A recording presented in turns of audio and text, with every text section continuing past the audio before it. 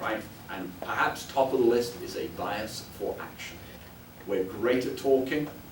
We love the community conversation. We just really struggle with the community action bit. Also, again, a lot of work going into system thinking, right? Closed loops, right? Getting the community involved, getting the community engaged, part of our system going forward. You can read this. My concern is, right, from an engineer standpoint, this is always scary when we have engineers talk about economics. My concern is, as a system, we're going open loop, right? We keep needing more services, we keep expanding, but we haven't got the wherewithal to fund them. So, in summary, our economic model is in trouble, right? Our base does not support our funding needs, does not support our police, fire, local government, county government, etc. We are going to have to bite the bullet, logically in LART or property taxes in the near future to avoid further problems. We cannot afford to do to the roads what we did over the last 15 years and then have to recover over a long period of time. But I think in summary, what we need is a business plan, right? Something that everybody can rally around and we can actually get some actions going. So with that, I will close, and if you've got any questions, fire away. And it looks like I've got 15 minutes. Plenty of time, yes. Yes. That's good. For the Colorado Springs budget, how much of that comes from federal funding? Kara can probably answer that directly. It's very small, I think, from a city standpoint. That would be different at the county level, but Kara can probably answer that infinitely better than I am. I can, sorry. I want to say, I want to say it's a few million. We budget like 50 million a year in grants, and some of those grants are federal, most of them are federal, but some are state, and we don't always get that 50 million. So it's yeah, probably about 15%. and it's most of the federal dollars go toward infrastructure projects. We get a little bit of federal dollars for some public safety specific project needs or program needs, and then we get a little bit for community development block grants for low income. But it's pretty small, it's mostly infrastructure. So I think we got, I believe, correct me if I'm wrong, kind of a one-time grant for Fire Station 22, is that one kind of northeast part of town? Mm-hmm. You know, to get that going as the things expanded out there. But, you know, that's only for like a year or two, then we got to fund that ourselves. Carl, if I recall, none of the federal grants go into the general fund. That's correct, it's a separate fund. So that does not help us with police, fire, public works projects, parks, any of that kind of stuff. Good I mean, point, it's sir. mostly like, we have federal dollars applied to these big infrastructure projects, like, let's say on I-25. Cimarron. So Cimarron has federal money. There's federal money in the Fillmore interchange. There's federal money for the widening of Woodman Road. There was federal money for the Austin Bluffs. So most of the federal dollars we get are for those big infrastructure projects. We'll occasionally get small federal grants for, I think the pilot program for the body-worn cameras was a federal grant, but that was, $600,000 or something. Nothing for helping with the general fund. No. problem. No, those numbers you All saw federal there. dollars Yeah, are those kept numbers you Does saw nothing there to were solve for that problem. Yeah, for the general fund only. So the number that you kind of have, up here, public safety sales tax plus general fund is $300 million in 2015. Right. So federal did not come into those numbers at all. Yeah. You haven't mentioned Tabor. How does this talk affect Tabor or vice versa? Yeah, so you're going to mention that sort of Tabor and Gallagher, right? Because they impact both, right? Gallagher legislates the balance between residential property taxes and business property taxes, right? Tabor, the interesting thing, and I suppose it's a reflection of our economic performance. Carol will correct me if I'm wrong. I believe since Tabor came into effect, we have violated the Tabor limits, I want to say 8 times, right? Something like that. And never to the tune of big millions of dollars. You recall, I think we voted on, what was it, 600,000 refund a couple of years ago. It's relatively small dollars, right? So yes, Tabor would be a problem, I think it has been a problem on the property tax side of things, because the powers that be decided that rather than put ourselves in a property tax situation of hitting table limits, they kept dropping the mill levy, right? So that sort of was, I suppose, preemptive in terms of avoiding Tabor. But Tabor has not been a significant problem at the municipal level. It's certainly probably all added up, you know, maybe 10, 20, $30 million since 1990.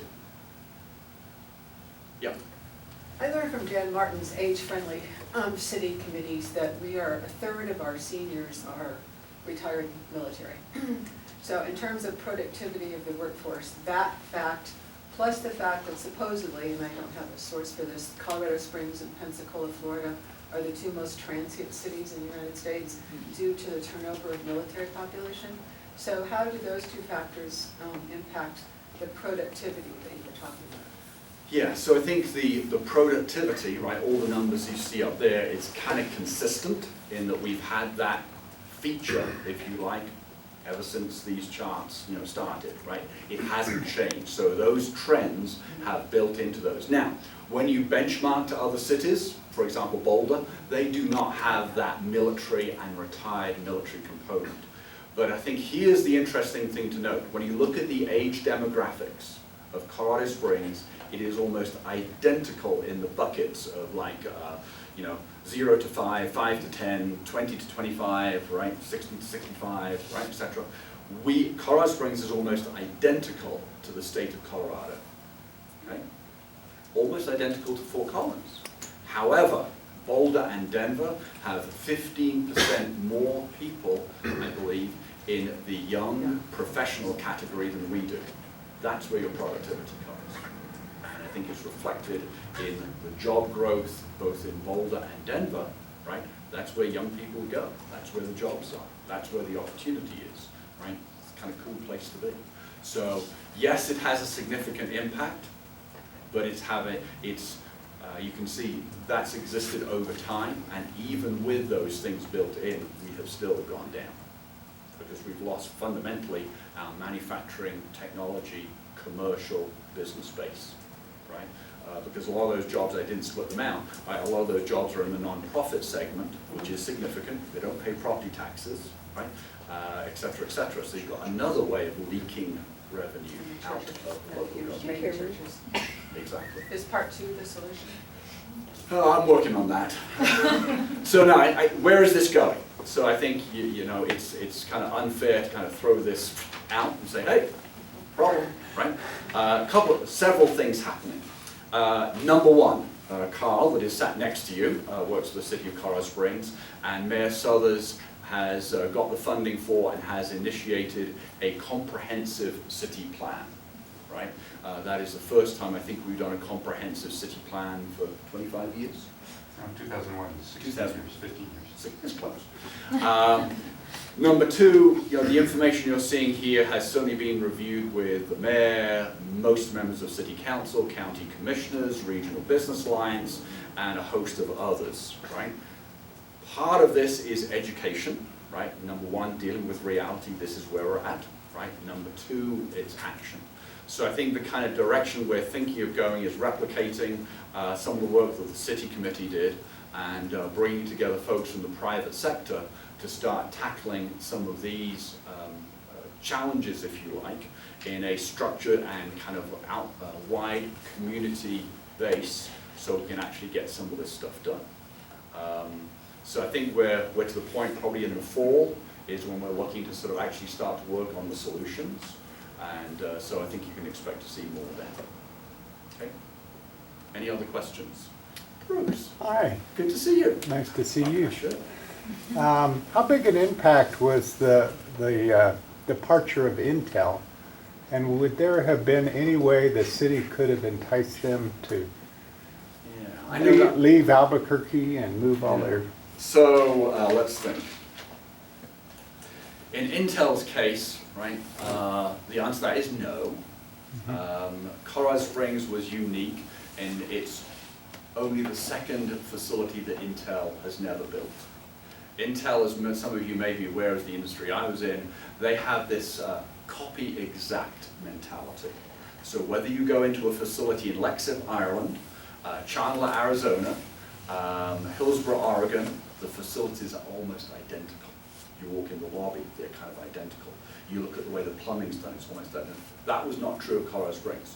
Colorado Springs was purchased really for, and it's kind of a lot of history, it was purchased really for one purpose and one purpose only. Intel provided what is called NOR flash. So you use NAND flash in your phones, right? NOR flash was very fast memory. They were the supplier to Ericsson. Remember, Ericsson made cell phones, right? And Intel couldn't keep up. So Ericsson said, here's the deal. Either you deliver or we're no longer going to be your customer. So Intel scrambled, purchased that facility from Rockwell, who I was with, way before that. And that was what that facility was. So when it came time, as they back in, let's think, the mid-2000s, to rationalize their manufacturing base, it was an easy decision. It was like, this ain't one of our facilities. It's, by the way, small. That facility is very small compared to your standard Intel facility, which is why, as you may recall, they had an option of 300 acres on the south end of town where they would build a real Intel facility. So nothing we could have stopped that transition happening. You may be aware that Intel's business model continues to change. So there are kind of some rumors flying around that they will completely close down Rio Rancho in Albuquerque, and I think that's 7,000 jobs. That whole tech world has changed dramatically. Thank you. So, sad but true. Now, we can debate whether we should turn that into county offices, right, next door, and whether we blew an opportunity to attract a different manufacturer in there. Now, that would be an interesting discussion. But no, I think there's nothing that could be done to have saved Intel. It would be one of the, you could not throw enough money at them to have kept them. Well, at least we have a couple of speed machines that tell you what your speed is on your car. Oh, okay.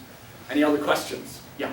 We talked about benchmarking, so if we look at our competing cities, Yep. because there's a couple competing cities that are on the slides. Yep. In terms of our tax basis, property taxes and sales tax, Yep. are our percentages that we collect, are they consistent with our competitors? Or Yes. is there, I'd say one could say on the property tax side, one would probably say low, right? But 7 mils, right, for the county. So I would say, low, probably not as low as places like maybe Austin, right? But again, don't get hung up when you look at property taxes, right? When you look at attracting the type of employees we want, it's very complicated in terms of how companies end up deciding to locate where they locate. Utilities, right, used to be a big deal, right? Why did it be a big deal? Because that Rockwell Intel facility, I think when we designed it, that had a 60 megawatt requirement. So it would consume 25% of the Martin Drake power plant if we'd ever kind of got it all together. So cheap utilities. Labor force available. Transportation. Educated workforce. I mean, the list goes on. Taxes are part of it, particularly when it comes to high capital type operations. But I'd say taxes are generally not an issue. I would say today, the biggest issue is workforce, an available workforce, young professional workforce. Yep. Is your presentation going to be available to us? I believe it's been videoed, so I think Sarah's going to putting it on the website then. Thank yes. And that's why I'm standing over here, but focus on the presentation. Yeah. You mentioned the. Wait a minute, you're here to we ask you questions. Bro, some really interesting things. The tax rebates in University Village, and I'm assuming there's other ones around the city.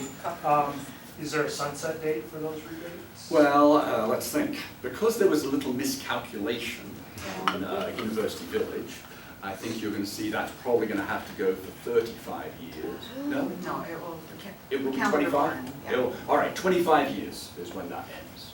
Sorry. Wow. Interesting. And a rebate goes to somebody. Yeah. Who does the rebate go to for those? Kevin Kraft. I mean, basically, it goes to the person who developed it. Kind of The Who did the infrastructure in improvement. the infrastructure around it. Kind of a similar thing, I think, with the the special tax district that went for First and Main, you know, those sorts of things. So bonds were issued to finance the infrastructure improvements that were needed in order to build the facility. There was a lot of, and then so now it's, the revenue from the sales tax increment is used to repay the bonds. Yeah, and by the way, I mean, don't go away thinking that's necessarily a bad thing, right? I mean, other municipalities do that, but again, this is where the business model comes in. If you're gonna put in $1, you'd probably like to get maybe $1.10 back, right, in 2-3 years, right? Those are the things we gotta look at. Well, you're talking about bringing people here, developing jobs, so you have to have some kind of Yes, incentives. and that, I mean, certainly, you know, when you talk about incentives, Tesla, right, moving their battery facility to Reno, right, not exactly the kind of hot spot of the known universe, right, figuratively speaking. I think that was a $1.2 billion incentive package. Now, you can actually go look at it online, and I'll give credit to, you know, State of Nevada, Reno, etc. It very much is a kind of a profit sharing deal. So Tesla doesn't get rebates unless they develop a big factory. And when I'm talking big, just go